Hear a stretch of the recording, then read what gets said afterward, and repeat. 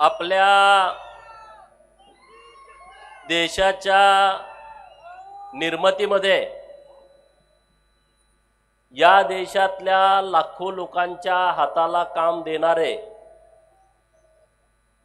प्रचंड श्रीमंत असताना सुद्धा ज्यांचे पाय जमिनीवरती होते, कोरोनाची प्रचंड महामारी जेव्हा या देशामध्ये आली, श्रीमंत तर खूप लोक आहेत, परंतु कोटी रुपये कोरोनाशी सामना करण्यासाठी दिले असे आदरणीय उद्योगपती रतन टाटा साहेब यांचं आज देशावर आणि महाराष्ट्रावर शोककळा पसरली।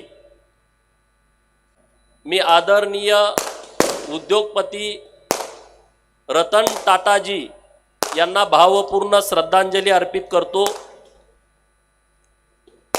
आरेवाडीच्या या बिरोबाच्या बनामध्ये जमलेल्या सर्व बहुजनांचं, ओबीसींचं, मायनर ओबीसींचं, भटक्या विमुक्तांचं, गरीब मराठा समाजातील आलेल्या माझ्या तरुण मित्रांचं मी मनापासून सहर्ष स्वागत करतो। तुम्हा सर्वांना मानाचा जय मल्हार करतो।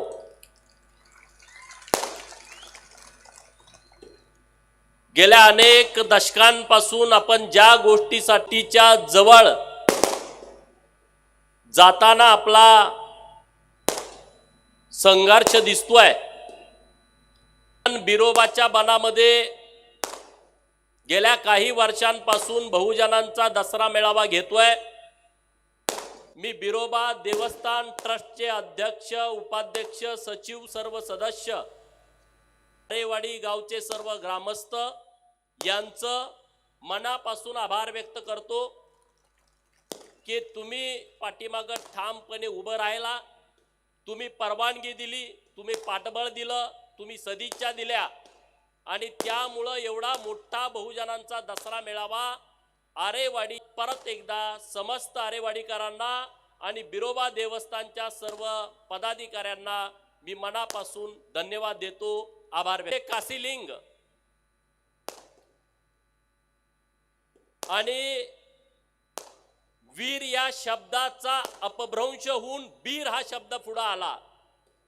म्हणजे या महाराष्ट्रातला, कर्नाटक, आंध्र प्रदेशातला जो बिरोबाचा भक्त आहे तो स्वतः वीर आहे त्याच्या, आणि त्यामुळं आपण बिरोबाचे सगळे भक्त एका ठिकाणी आलो आहे। दौलत नानांनी त्यांच्या भाषणामध्ये सांगितलं, माझे मित्र शिवानंद हैबतपुरे साहेब आले, बोलता आलं नाही। हे बघा, आपण कपाळावरती आडवा भंडारा लावतो, जो कपाळावरती आडवा भंडारा लावतो, व्यवस्थेमध्ये आडवी मांडणी करतो, तो त्या कपाळावरती भस्म लावतात, त्यांची सुद्धा मांडणी आडवी आहे। पण जर कोण चुकून आमच्या आडवा आला तर त्याला आडवा करण्याची क्षमता सुद्धा ठेवतो। च्या बनामध्ये हजारो बोकडं कापली जातात, पण बिरोबाला नैवेद्य हा शाकाहारी दाखवला जातो आणि सूर्याबाला नैवेद्य हा मांसाहारी दाखवला जातो। त्यांचं हे आराध्य दैवत आहे, त्यामुळं आपण सगळ्यांनी एकमेकाच्या हातात हात घालून गरीब मराठा समाजापासून बरोबर घेऊन जाण्याची क्षमता आपण आपली ठेवली पाहिजे आणि ती भूमिका घेऊनच बिरोबाच्या बनातून आपण आपल्या घराकडे गेलं पाहिजे, हे तुम्हाला मला कळकळीनं सांगायचं आहे। करणार की नाही ही वेळ नाही आहे, आता राजकीय शहाणपण आपल्या जवळ असलं पाहिजे। आज महाराष्ट्रामध्ये ओबीसी विरुद्ध मराठा समाज असा वाद पेटवलाय। मित्रांनो, यामध्ये मोठ्या प्रमाणात राजकारण होताना दिसतंय। ओबीसीतूनच आरक्षण पाहिजे, राज्य सरकारनं सांगितलं की ओबीसीतून आरक्षण देता येत नाही, पण तरी सुद्धा वाद निर्माण व्हावा यासाठी ओबीसीतूनच आरक्षण अशी मागणी महाराष्ट्रामध्ये केली जाते। मला महाराष्ट्रातल्या गरीब मराठा समाजाच्या मुलांना ही बाब निदर्शनास आणून द्यायची आहे की मित्रांनो, ओबीसीतून आरक्षण मिळाल्याच्या नंतर सर्व कल्याण होत आहे असा जो गैरसमज पसरवलाय तो दादांत खोटा आहे। 2023-24ची जी महाराष्ट्र लोकसेवा आयोगामार्फत जी राज्यसेवेची परीक्षा घेतली गेली, ज्यामध्ये उपजिल्हाधिकारी, पोलीस उपअधीक्षक म्हणजे DYSP, तहसीलदार अशा ज्या क्लास 1 पोस्ट आहेत आणि त्याचा निकाल कधी लागला 26/9/2024 ला, म्हणजे मी बोलतोय तुमच्या समोर 10 ऑक्टोबरला आणि हा निकाल लागलाय 26 सप्टेंबरला, म्हणजे 14 दिवसापूर्वी निकाल लागला। आणि निकाल काय आला?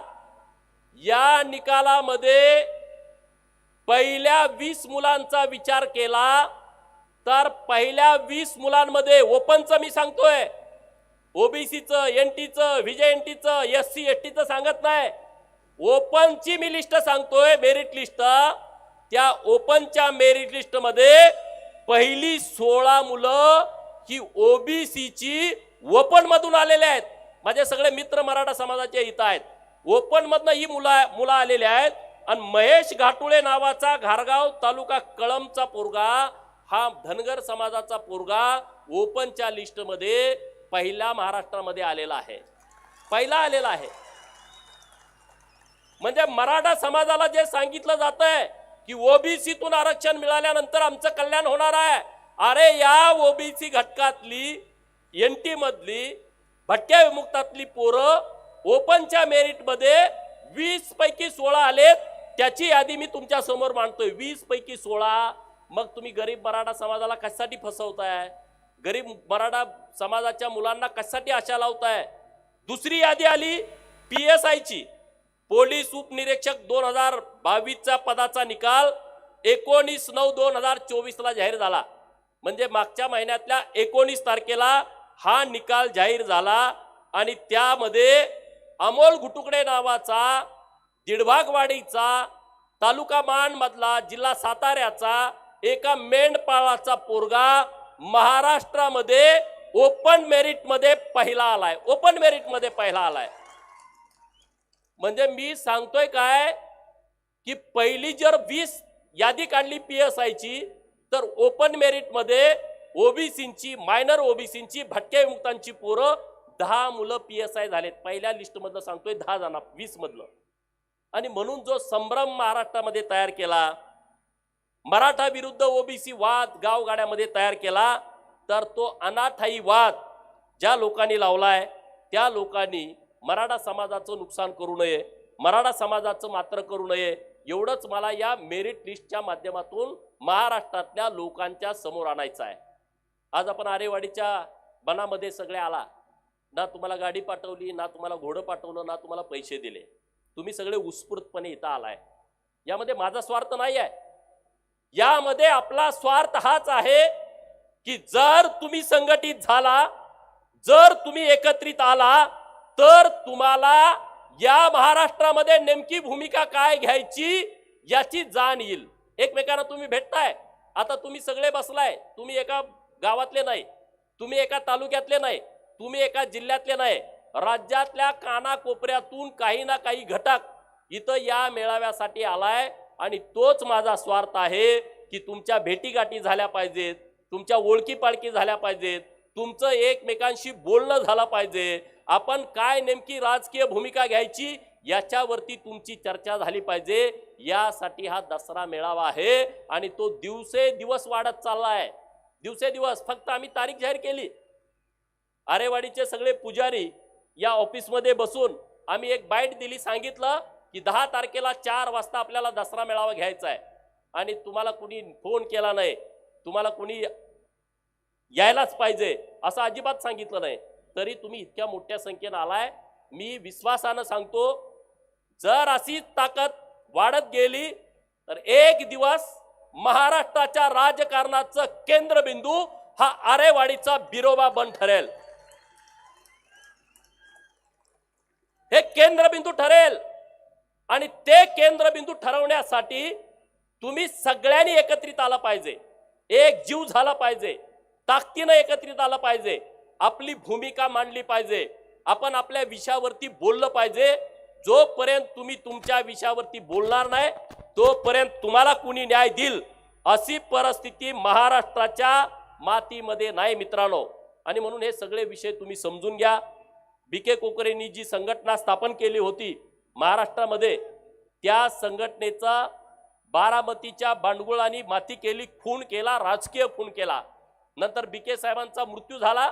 अरे तो मृत्यू मी समजत नाही, तो राजकीय खून समजतो. बीके कोकरेंच्या काळामध्ये एवढी यंत्रणा नव्हती, आपण एकत्रित येऊ शकत नव्हतो, ताकदीने त्या विषयावरती बोलू शकत नव्हतो. पण आता ती परिस्थिती नाही आहे. आता तुमच्याकडे सगळ्या सोशल साईट आहेत, तुम्ही त्याच्यावरती व्यक्त होऊ शकता, त्याच्यावरती बोलू शकता, तुम्ही तुमची भूमिका मांडू शकता.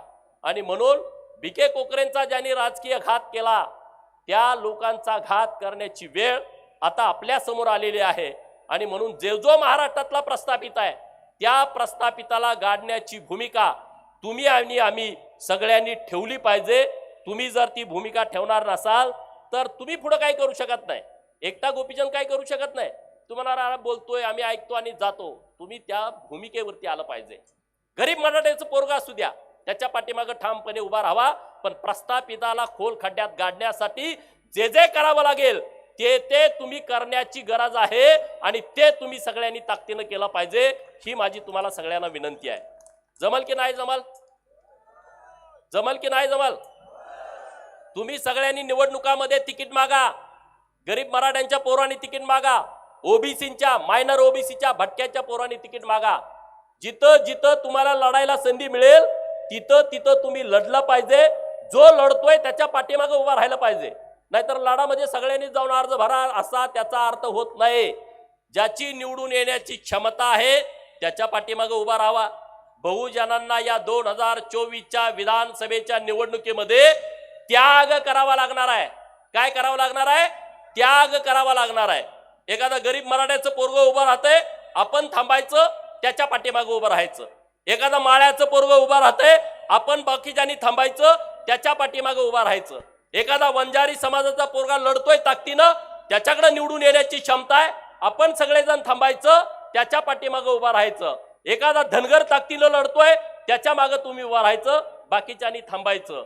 एखादा रामोशाचा पोरगा म्हणत असेल की मी महाराष्ट्रामध्ये विधानसभेमध्ये आम्ही एकदाही गेलो नाही, आम्हाला लढायचं आहे, त्या पोराच्या पाठीमागे आपण ताकदीनं उभा राहायला पाहिजे.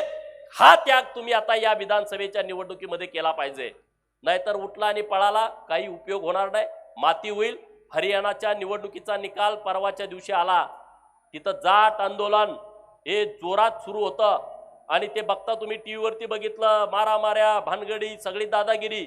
तिथला ओबीसी, तिथला मायनर ओबीसी एकत्रित आला आणि त्यांचे काँग्रेसचे तिथले मनसुबे त्यांनी उद्ध्वस्त करून टाकले आणि राज्याचा निकाल बदलला. आपली निवडणूक आता पुढच्या महिन्यामध्ये येते.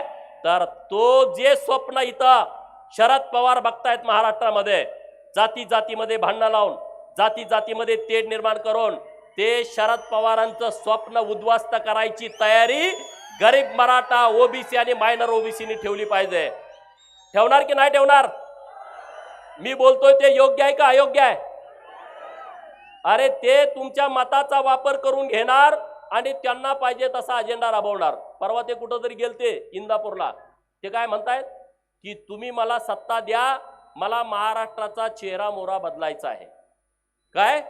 तुम्ही मला सत्ता द्या, मला महाराष्ट्राचा चेहरा मोहरा बदलायचा आहे.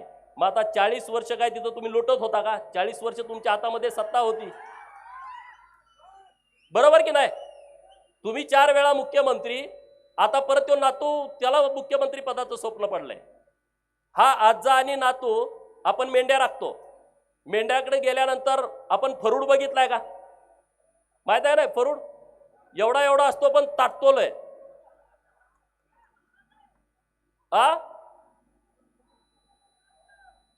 ह्या फरडासारखी यांची तरा झालेली आहे. ह्या जाती जातीत भांडणं लागल्यामुळं त्यांना वाटायला लागलं की आता आम्ही या महाराष्ट्रामध्ये काहीतरी करू. पण ते तुमचं स्वप्न, गावातले सुतार जरी एकत्रित आले, हे नीट ऐका, एका विधानसभा मतदारसंघामध्ये गावात सुताराची 2-4च घरं असतात आणि अख्ख्या मतदारसंघाचा हिशोब केला तर ती 500 घरं निघतात. लोहारांचा हिशोब केला तर ती 500-1000 घरं निघतात. सोनाराचा विचार केला, कुंभाराचा विचार केला तर ती 500,000 घरं असतात. यांना जरी जुळवलं तर महाराष्ट्राचं राजकारण बदलण्याची ताकद सोनार, सुतार, लोहार, कुंभार या छोट्या मायनर 4 जातीमध्ये आहेत. तुम्ही जर सगळे एकत्रित आला तर तुम्ही काय करू शकताय याचा विचार तुम्ही करा. स्वतःची ताकद स्वतःला कळत नाही, त्याला दुसऱ्याला सांगावं लागतं, अरे तू ताकदवान आहे, तुझ्यामध्ये मोठी क्षमता आहे. अरे तुमच्यामध्ये प्रत्येकामध्ये प्रचंड मोठी क्षमता आहे, प्रचंड मोठी ताकद आहे. ती ताकद तुम्ही विसरू नका. ती सगळी ताकद एकत्रित करा. गावात गेल्यानंतर सगळ्या लोकांना एकत्रित करा, एकजूट करा. दसरा आहे आता 12 तारखेला. दसऱ्याच्या दिवशी तुम्ही सगळ्या लोकांना जाऊन भेटा, गरीब लोकांना जाऊन भेटा आणि त्यांना सांगा की आपल्याला राजकीय दिशा आता बदलवायची आहे. या सरकारमध्ये मी आमदार म्हणून तुम्ही मला पाठवला, अनेक गोष्टीचा आम्ही पाठपुरावा केला आणि सरकारनं सुद्धा खूप सकारात्मक प्रतिसाद दिला. ओबीसींच्या साठी 12 लाख घरं, मोदी आवास घरकुल योजना. कधी कुठल्या सरकारला वाटलं नव्हतं की ओबीसीला घरकुल द्यावं. तो पंतप्रधान आवास घरकुलची वाट बघायचा. या वर्षी 3 लाख ओबीसींना घरं दिली, त्यांची घरं बांधायचं काम सुरू आहे आणि दुसरी 3 लाख घरं देण्याची प्रक्रिया सरकारच्या माध्यमातून सुरू आहे. या 4 वर्षामध्ये 12 लाख घरं ओबीसींना द्यायची आहेत. भटक्या विमुक्तांना 50,000 घरं दिली सरकारनं आणि मला आनंद आहे की धनगर समाजासाठी 25,000 घरं या वर्षी दिली. त्या घरांचं सगळ्या काम सुरू आहे मित्रांनो. म्हणजे जिथं आम्ही जातोय तिथं आम्ही काम करतोय. नुसती घरकुलं दिली म्हणून विषय संपत नाही. आज सरकारने एक चांगला निर्णय घेतला. काय घेतला? ओबीसींची 8 लाखाची क्रिमिलेअरची अट 15 लाखापर्यंत करण्याची राज्य सरकारनं मागणी मंजूर केलेली आहे. हा खूप मोठा निर्णय आहे मित्रांनो. आपले शिक्षक असतात, आपले नोकरदार असतात, त्यांना पगार 1-1 लाख असतो आणि म्हणून त्या पगारावरती त्यांचं सगळं चालतं अशातला विषय नाही. त्यांना 8 लाख रुपये क्रिमिलेअरची अट होती, त्यांना कुठली सवलत मिळत नव्हती. राज्य सरकारनं निर्णय केला आणि 15 लाख पर्यंतची क्रिमिलेअरची अट वाढवण्याचा क्रांतिकारी निर्णय आज सरकारनं इथं घेतलेला आहे आणि त्यामुळे या सगळ्या गोष्टीचा आपण सारासार विचार करण्याची आवश्यकता आहे मित्रांनो. आज दसरा मेळावा आपला होतोय. तिकडं सावरगावला पण दसरा मेळावा आहे. गोपीनाथ मुंडे साहेबांनी चालू केलेला भगवानगडाचा मेळावा तो सावरगावला होतोय. वंजारी समाजालाही माझी विनंती आहे, या भटक्या विमुक्तांनी तुमच्याकडून लढण्याची ताकद घेतलेली आहे, तुमचा आदर्श घेतलेला आहे. पराभव राजकारणामध्ये होत राहतात. गोपीनाथ मुंडे साहेबांचा सुद्धा पराभव झाला होता, परंतु गोपीनाथ मुंडे साहेब लढले, ताकदीनं पुढे आले आणि अख्खा महाराष्ट्र बांधला. असं गोपीनाथ मुंडे साहेबांच्या सारखं आपण सगळ्यांनी एकत्रित येऊन ताकदीनं पुढे जायचं आहे, सगळ्यांना एकत्रित करायचं आहे. आणि संघर्ष तर आपल्या 5वीला पुजलाय. संघर्षाला भीक घालायचं कारण नाही. आपण ताकदीनं एकत्रित होऊन पुढे जाण्याची आवश्यकता आहे. आणि बिरोबाच्या बनामध्ये इतकी शक्ती आहे, इतकी ताकद आहे, इथल्या मातीमध्ये इतकी ताकद आहे. इथली माती जरी कपाळाला लावली तर तुम्ही कुणालाही भिडू शकता, कुणाच्याही विरोधामध्ये संघर्ष करू शकता. इतकी क्षमता या आरेवाडीच्या बिरोबाच्या बाणामध्ये आहे. ही माती कपाळाला लावून तुम्ही जावा. ही माती कपाळाला लावून गेल्यानंतर तुम्हाला तुमच्या आयुष्यामध्ये कसलीच अडचण येईल असं मला अजिबात वाटत नाही. कसलीच अडचण येणार नाही. रात्री एक प्रकार घडला. मुंबईतून इकडे येत असताना एक पत्र आलं, शुद्धीपत्रक सरकारनं काढलं आणि शुद्धीपत्रकामध्ये काय होतं? जो धनगर समाज आरक्षणासाठी गेल्या अनेक वर्षापासून लढतोय, धनगर राज्यामध्ये नाही हे सरकारकडून सिद्ध करून घेतलंय, मान्य करून घेतलंय. जे धनगडाचे 6 दाखले होते तेही रद्द करून घेतले आणि काल रात्री एक शुद्धीपत्रक आलं आणि त्या शुद्धीपत्रकामध्ये काय म्हणताय? महसूल आणि वन विभागाचं ते शुद्धीपत्रक होतं आणि त्यामध्ये असं म्हटलंय काय की 36 नंबरला धनगर आहे, तिथं धनगड वाचावं. म्हणजे आता धनगड राज्यातलं नाही हे सिद्ध झालं आणि सरकारनं तसं पत्रक शुद्धीपत्रक काढलं. रात्री हे कळाल्यानंतर मी माननीय उपमुख्यमंत्री महोदयांना फोन केला, देवेंद्रजी फडणवीस साहेबांना फोन केला. ते पत्र त्यांना पाठवलं. त्यांनी ते पत्र वाचलं. हे कुणी काढलंय त्यांनाही माहित नाही. त्यांनी या राज्याचे महसूल मंत्री माननीय राधाकृष्ण विखे पाटील साहेबांना सांगितलं की हे तात्काळ शुद्धीपत्रक जे काढलंय ते रद्द करा. ज्यांनी ते शुद्धीपत्रक काढलंय त्याच्यावरती कारवाई करा, त्याला निलंबित करा, त्याला सस्पेंड करा. मग राधाकृष्ण विखे पाटील साहेबांशी रात्री बोललो आणि रात्री 1 वाजता त्यांनी आदेश जाहीर केला. आपले लगेच गडी लगेच व्यक्त होतात, तो आदेश आहे तो खरा की खोटा? अरे म्हणजे आम्ही काम करतोय ते खोटं आहे का? आम्ही तिथं आहे ना सगळ्या गोष्टीचा पाठपुरावा करायला. आणि आज सकाळी व्यवस्थितपणे ज्या पद्धतीनं आपल्याला ड्राफ्ट पाहिजे तशा पद्धतीनं हे शुद्धीपत्रक रद्द केल्याचा राज्य सरकारनं पत्र काढलं आणि ते आपल्या सगळ्यांना दिलं. मित्रांनो, आता आपली लढाई अंतिम टप्प्यामध्ये आली आहे. आपला आता दसरा सुरू आहे. 9 दिवस नवरत्न सुरू आहेत.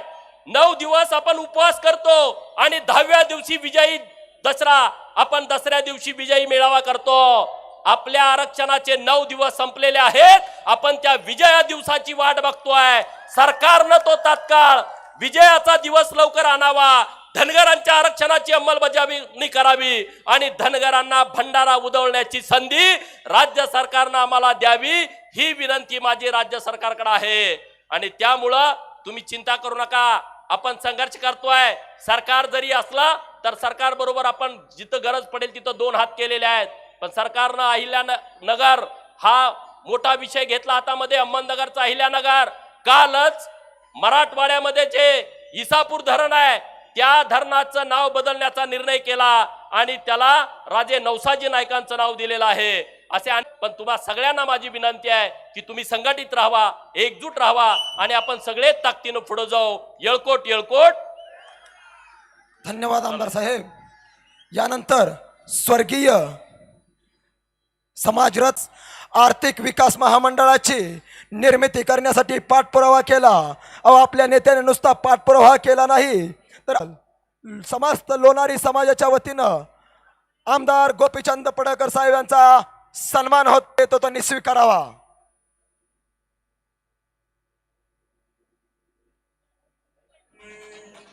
एकच छंद है आमचा गोपीचंद, एकच छंद, एकच छंद आमचा गोपीचंद.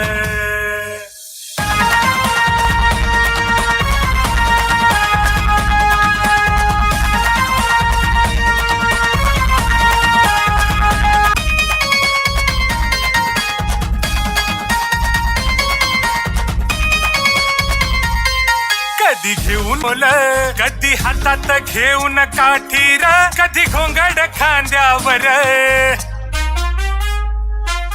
कधी घेऊन गजीचा ढोल, असं ओळखून मातीचं मोल, कधी घोंगड खांद्यावर, घालून पटका मारतोय फटका न्यायाच्या मुळावर. पडळकर आमदार साहेबांना वेळेअभावी भाषण आपल्या आरती चालू झाल्यामुळं आटोपतं घ्यावं लागलेलं आहे. तरी सुद्धा साहेबांनी आपल्या ह्या देवस्थानसाठी 2 कोटी रुपये मंजूर केलेले आहेत. 4 दिवस झालं आणि 8 ठिकाणी आपल्या देवस्थानच्या निवाऱ्यासाठी सोयीसुविधासाठी 3.5 कोटीचा निधी मंजूर केलेला आहे. त्याचप्रमाणे संजय काका पाटील यांनी सुद्धा आपल्या देवस्थानच्या बांधकामासाठी 2 कोटीचा निधी मंजूर केलेला आहे.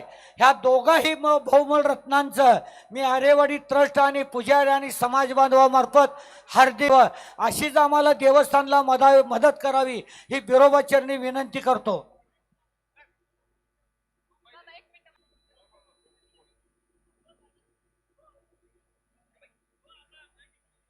बहुजनाचे कैवारी आमदार गोपीचंद पडळकर साहेबांचं मनापासून धन्यवाद देतो की अखिल लोणारी समाजसेवा संघ विष्णुपंत दादरे साहेब आर्थिक महामंडळ व्हावं म्हणून आतुरात प्रयत्न करणारे बहुजनाचे कैवारी गोपीचंद पडळकर साहेब यांचे मनापासून धन्यवाद.